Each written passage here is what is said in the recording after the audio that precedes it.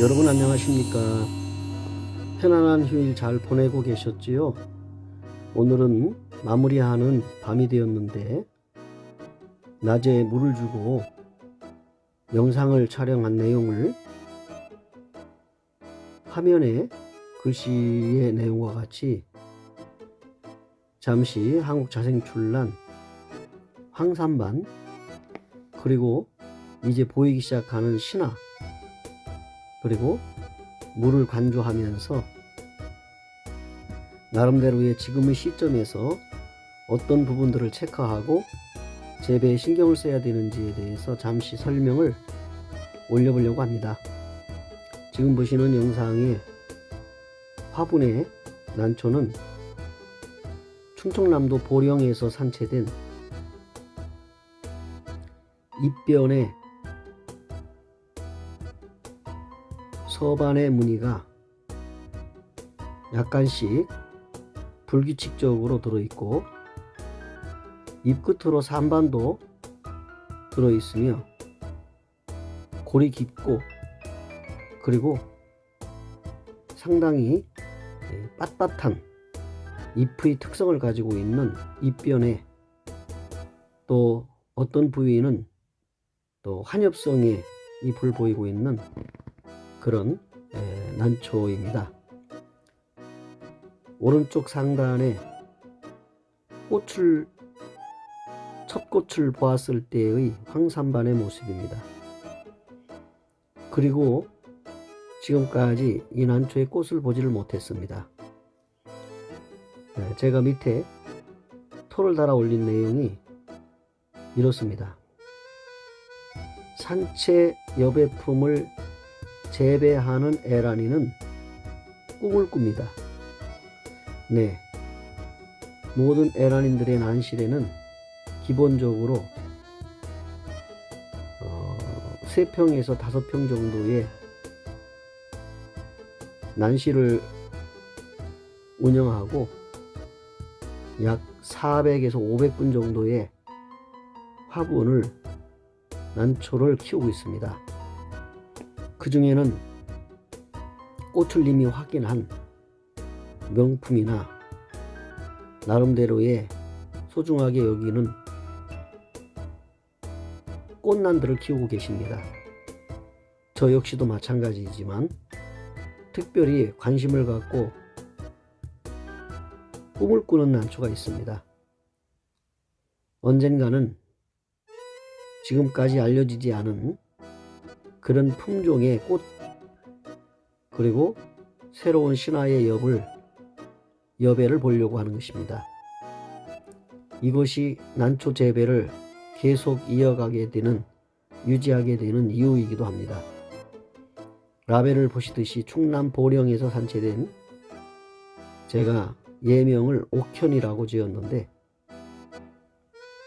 오른쪽 상단에 화려한 황산반의 꽃을 다시 한 번 더 기대하면서 혹시나 하나분에서 다 키우다가 연부나 금부가 와서 종이 소멸할까 싶어서 시간이 걸리더라도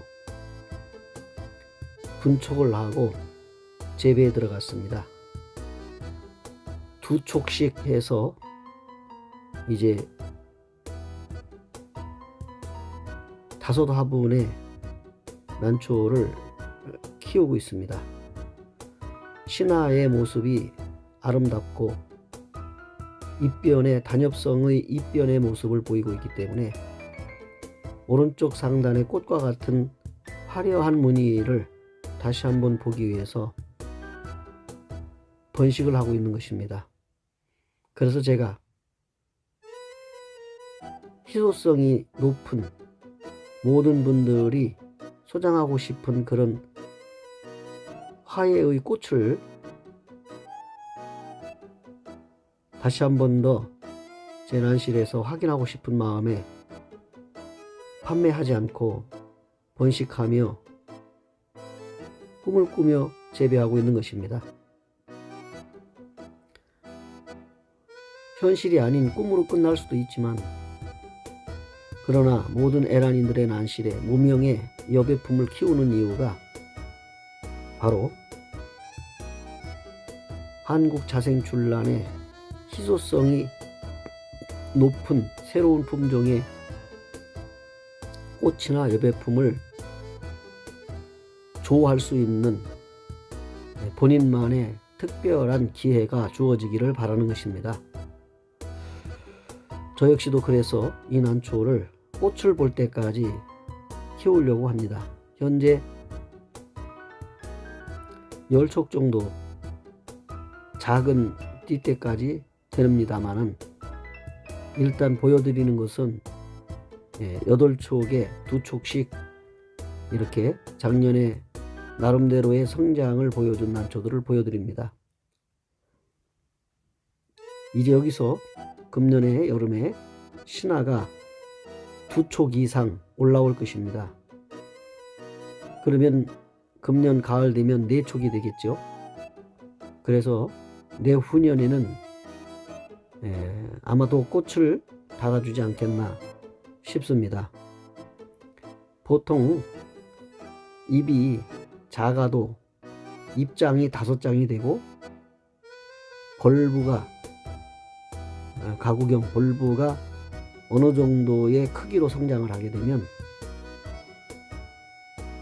식물은 번식을 위해서 일주량이 좋고 그 다음에 영양 상태가 고르게 되면 꽃눈을 달고 8월에 꽃눈을 달고 그 꽃이 겨우 내내 성장하면서 보존했다가 3월이 되면 꽃대를 신장시키고 마지막 하이라이트인 화려한 꽃을 개화시키는 겁니다.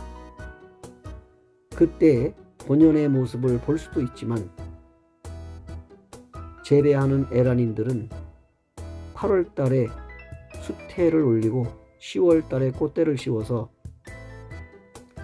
2월이나 3월경에 또는 일찍 12월이나 1월경에 그 난초의 특성에 따라서 환경의 온도의 상태에 따라서 탈부착을 하게 됩니다.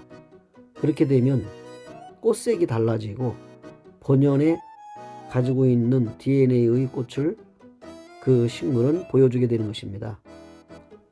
역시 자생출란을 수십 년 키워보면서 8월에 꽃눈을 달고 화분화를 통해서 꽃대를 올리게 되면 빠른 조치로 그 난초의 특성상 홍화가 됐든 주구마가 됐든 황화가 됐든 복색화가 됐든 산반화가 됐든 복륜이 됐든 이런 꽃들을 잘 관찰하고 성장시키고 올려서 정확한 시기에 화통을 벗기고 그 꽃을 완전히 개화를 시키게 되는 것입니다.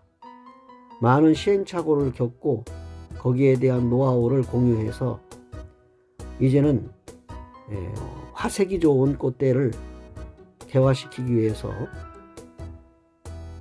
어느 정도의 꽃대가 올라오기 시작하면 온도를 높여가지고 그 꽃대의 꽃이 화색을 좋게 하는 방법이 고안되고 지금도 시행되고 있습니다.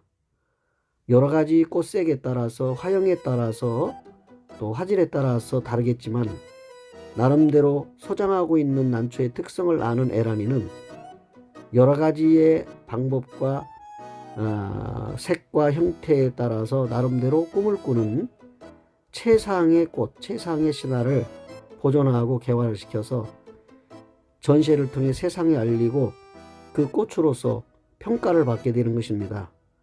오늘 우리는 수없는 날들을 난실에 드나들면서 계절에 따라 온도에 따라 그 화분에 그 난석이 마르고 또 그 난석이 상태에 따라서 분갈이를 하면서 난석갈이를 하고 오래된 난부를 교체를 하고 그러면서 시기와 환경에 따라서 약을 주고 그 다음에 비료를 주는 것입니다.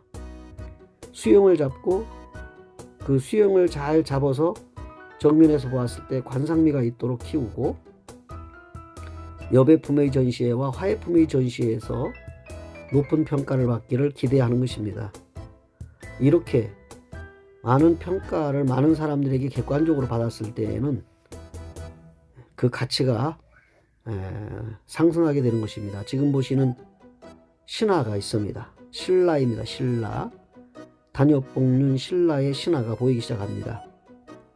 또 일부 가을 신화는 봄에 일찍 붙어 있다가 크면서 많이 개화를 잎이 벌어지기 시작합니다. 이것은 원명의 오른쪽 상단의 꽃과 같은 원명의 신화입니다. 원명은 어떻게 보면 과일로 보면 조생종이라고 그렇게 생각이 됩니다. 일찍 신화가 올라옵니다. 일찍 올라와서 빨리 크고요. 그 다음에 또 가을 신화를 이제 이 벌부의 눈이 신화의 눈이 개화를 합니다. 그래서 봄이 되면 더 빨리 그 신화가 자마가 올라오게 됩니다. 그래서 특징인 것 같습니다. 번식도 잘 하고요. 그렇다고 해서 이 나무가 많이 커서 잎이 눕는 경우는 없는 것 같습니다. 약 중수엽에 꽃과 잎이 잘 받쳐주는 그런 명품이 아닌가 싶습니다. 관수를 오늘 이제 날짜에 맞추어서 화분의 화장토가 마르는 속도에 따라 이제 물주기가 바뀌지요. 지금의 5월달 12일 지금은 제가 볼 때 빠르면 3일, 조금 늦으면 4일 정도는 물 주는 시기가 되는 것 같습니다. 일반 이제 공동 배양장에서 말씀을 드리는 겁니다. 그리고 저희 난실에서의 말씀을 드리는 겁니다. 어떤 에라님의 난실은 습도가 높거나 또 이 통풍에 관련해서 그것이 좀 부족하거나 할 때에는 마르는 속도가 조금씩 다르지요. 저희는 이제 반자동 이 개폐를 하게 되고 늘 상주하여 지키고 있기 때문에 나름대로 깨끗한 환경에서 식물이 자라기 좋은 그런 이제 봄, 여름, 가을, 겨울 온도 관리가 잘 되고 있다. 통풍과 햇빛의 일조량도 훌륭하다 이렇게 보기 때문에 뭐 고가의 그 금액을 주고 배양장을 임대해서 이렇게 관리를 하게 되는 것입니다. 나름대로 이제 벌써 이 난실 제가 입점해 있는 난실에서 이제 4년째 접어들었는데요. 개화가 잘 되었고 그 다음에 꽃도 잘 신장시켜 주고요. 특별한 조치 없이도 그렇게 되고 있습니다. 단 한 가지는 화색에 관련해서 꽃대 특성상 특별한 조치, 다시 말하면 개인의 온도를 난실에 올릴 수가 없기 때문에 본인의 꽃들을 화색이 좋고 그 다음에 꽃대를 잘 신장을 시키기 위해서 전시에 출품할 수 있는 난들을 선별해 가지고 집으로 가지고 갑니다. 그래서 집에 가지고 가서 약간의 온도를 높여주게 되면 그리고 아침에 일조량을 주고 서늘한 곳에서 키우면서 이렇게 때로 꽃이 개화 시기점에 온도를 높여주게 되면 개화가 아주 발색이 잘 되는 그런 관리를 제가 조치하고 있습니다. 이제 모든 에라님들의 난실에는 봄에 3월에 분갈이를 하면서 이제 난석을 교체를 했기 때문에 거의 뭐 녹태가 질소질에 의한 그리고 햇빛의 일조량에 의한 녹태가 거의 없는데 이제부터는 조금씩 생길 겁니다.